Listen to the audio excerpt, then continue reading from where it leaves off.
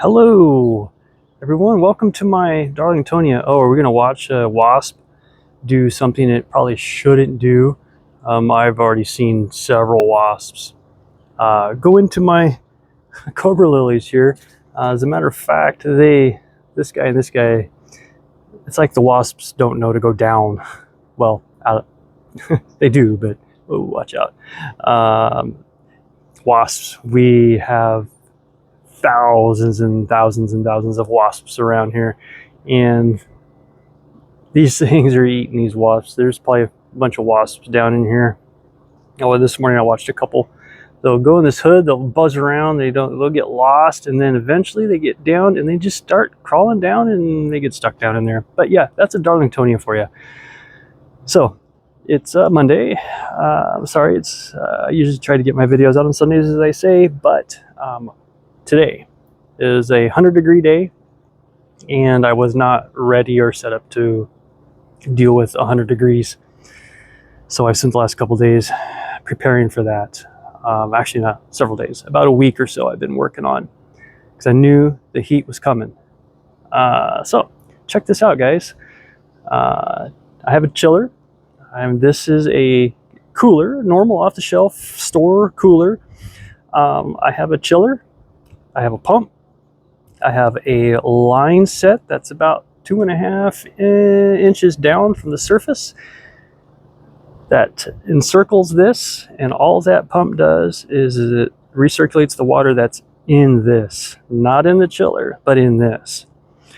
So this is RODI water. That does not use RODI water for a reason. But yeah, so we're 90, I think we're 95 degrees right now. I'm 91 here in the greenhouse, 95 degrees out right now. And the Darlingtonia, let me just get down here and let me see if I can show you guys. So in 95-degree weather, I don't know if this shows up on camera because I can't see it because the sun is in my face. There it is. The top number is my chiller's output. So I'm running 122 degrees on the evaporator. I think it's evaporator, condenser. Sorry, I'm not a AC person. And then the 55 degrees is the thermocouple here. That's about 6 inches down.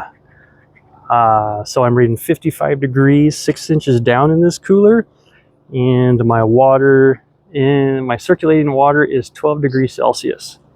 So the water in this container is 12 degrees Celsius, which, I'm sorry guys, us Americans, what is that?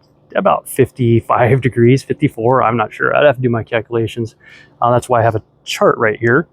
So I think I'm doing fairly well at maintaining the temperature of this. I'm not sure if this is an indicator of root condition, but these back plants, as my line set wraps around, I'm not sure if these roots are just getting cooler than these. But these plants are a lot bigger than these, and that happens to be the direction that I ran that line around. So I'm not sure.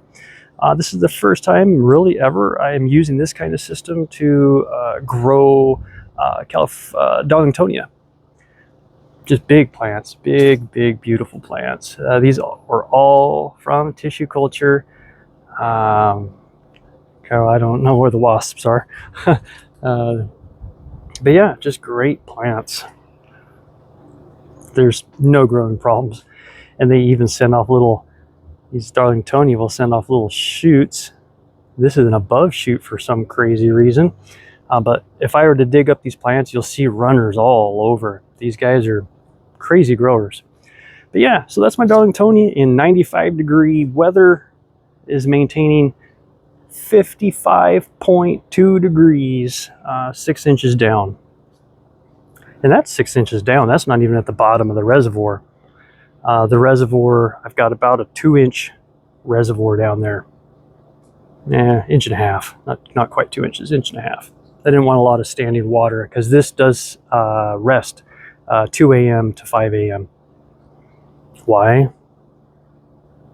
So that doesn't run all the time. I will have to run this all the time when our nighttime temperatures don't drop far enough. But that's going to be several months, not several, it'll be a couple months later from now. But yeah, otherwise, my pots cooking in the sun, flowering. These guys are just getting beat up out here in the wind. These are just rotundifolia here. Ooh, probably going dormant. Rotundifolia saying it's too hot. Yep, too hot. Oh, other rotundifolia. Well, maybe there's something wrong in that corner. Who knows? But they grow like a weed. They're everywhere. I have rotundifolia everywhere. I've pulled it all out of here because I wanted to keep this Scorpioides with my single bonata in the middle with the big old flower in the top. Do these guys make seeds? I'm assuming so because I have so many of these that came from a pot from California carnivores. I'm thinking these are viable seeds. I'm not sure. I've never had a bonata flower. I've always cut the flowers off. Well, I've been surrounded by wasps here. Wasps are good for us, guys. They eat bugs. You may not like them, but they are excellent at eating bugs. Hey, look, there he is, taking a drink. Yeah. The only time I don't like wasps is if they get in my trees or got on my eaves of my house. Then I'll get rid of the nest. But otherwise, I leave wasps alone. Oh, there's UPS. Cephalotus, guys. He's acclimating with a little mesh cover on top to reduce the sunshine, but crazy. Look at this cephalotus down there. Growing away, full sun. Yeah, so just wanted to show you that, guys. Thanks for watching. If you got any questions, let me know down below. We'll catch you on the next one.